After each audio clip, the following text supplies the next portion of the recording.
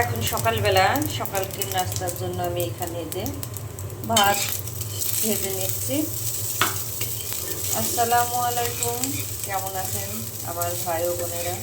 আশা করি ভালো আছেন।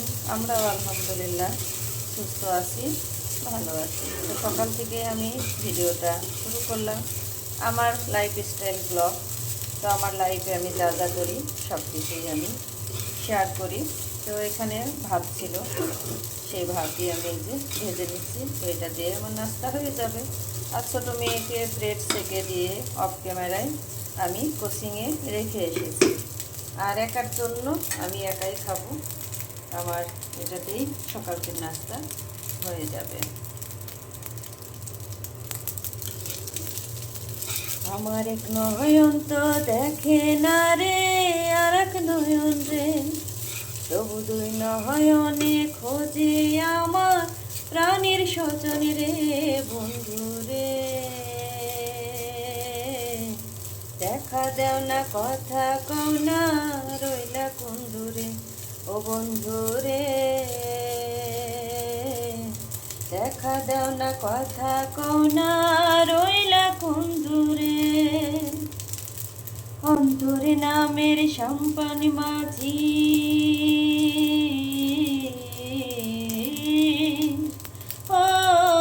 অন্তরে নামের সম্পান মাঝি, ও জান গঙ্গে আইসা, এই কুল কুল থামে না রে, যাই রে ভাইসা ভাইসা।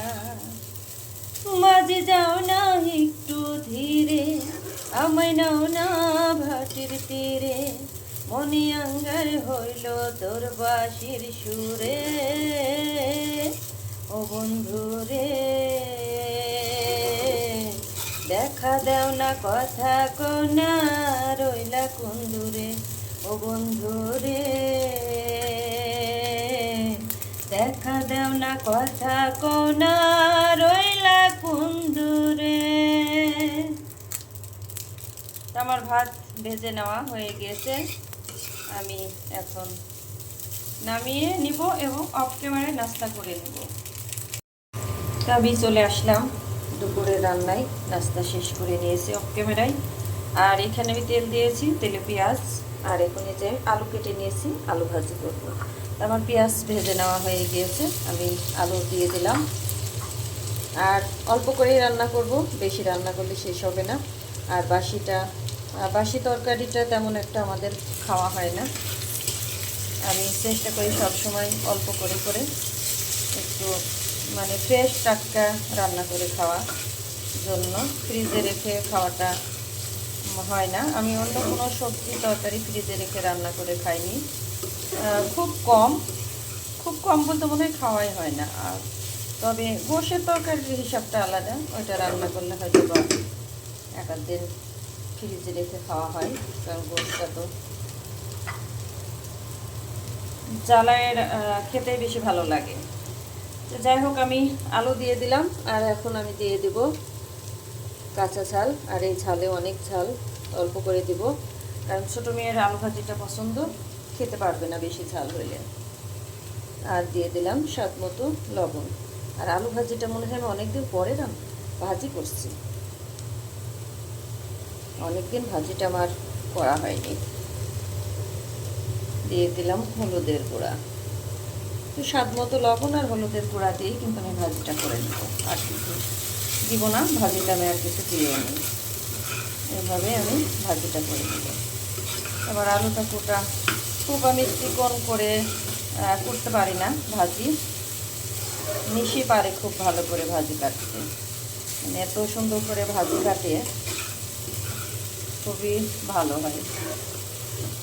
তো আমার কাছে অতটা ইয়ে না হলেও যা হয় মোটামুটি নিচে চলে যায় আর কি, চলার মতো, এটাই পারি। তো আমার আলু ভেজে নেওয়া হয়ে গিয়েছে, আমি তুলে নেব। আর আমি ডিম ভুনা করব অফ ক্যামেরায়, যে ডিম সেদ্ধ করে চুলে রেডি করে নিলাম। আমি এখন আলু ভাজিটা নামিয়ে নিব। তো আমার আলু ভাজি এই যে বাটিতে তুলে নিয়েছি। আর কড়াই আমি আলু ভাজির কড়াই তেল দিয়ে দিয়েছি। এখন দিয়ে দেব আমি হলুদের গুঁড়া,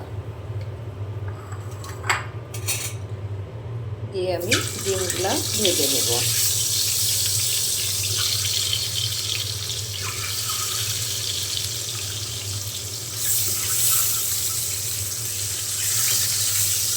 একদম সুন্দর লাল লাল করে আমি ভেজে নেব।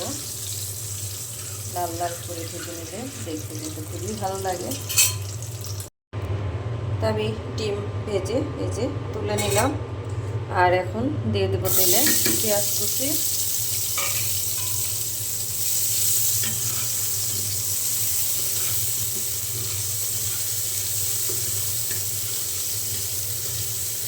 এখন পেঁয়াজটা একটু ভালো করে ভেজে নেব।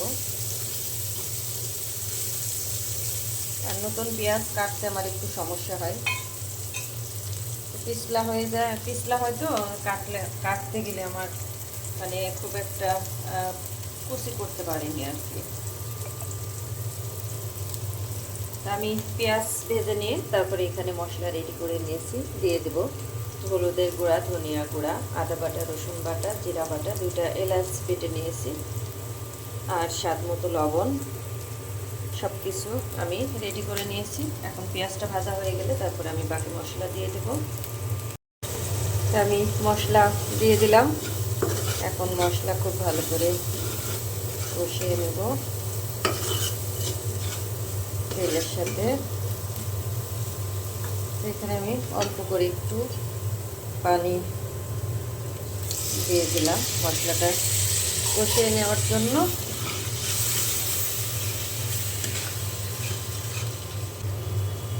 এখন আমি মশলাটা খুব ভালো করে কষিয়ে নিব। তো আমার মশলা কষিয়ে নেওয়া হয়ে গিয়েছে, তেল ছেড়ে দিয়েছে। এখন আমি ডিম দিয়ে দিলাম। আমি বেশি একটা পানি দেব না, অল্প করে একটু পানি দিয়ে দেব। যে বাটিতে ডিম রেখেছিলাম ও বাটিটা ধুয়ে অল্প একটু পানি দিয়ে দেব। এইভাবে ডিম ভুনা করলে খেতে কিন্তু খুবই ভালো লাগে। তা আমি পানি দিয়ে দিলাম, অফ ক্যামেরায় দিয়ে দিয়েছি। আমি মাখো মাখো ঝোল রাখবো।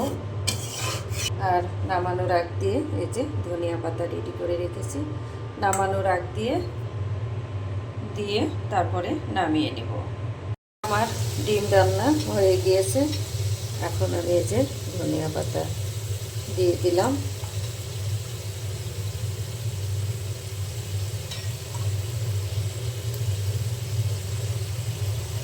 ধনিয়া পাতা দিয়ে একটু নেড়ে চেড়ে তারপরে আমি নামিয়ে নেব একটু।